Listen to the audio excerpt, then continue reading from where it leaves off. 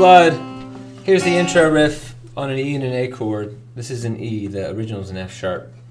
So you start with the 2nd fret A string and you set up the E chord like this. Then you do the E lick, which is this. So when you put them together, you get.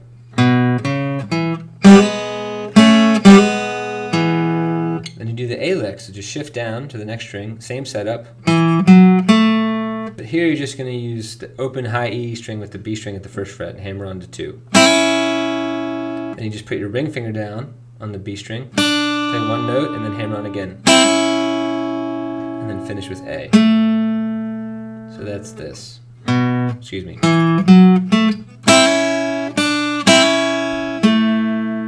Again.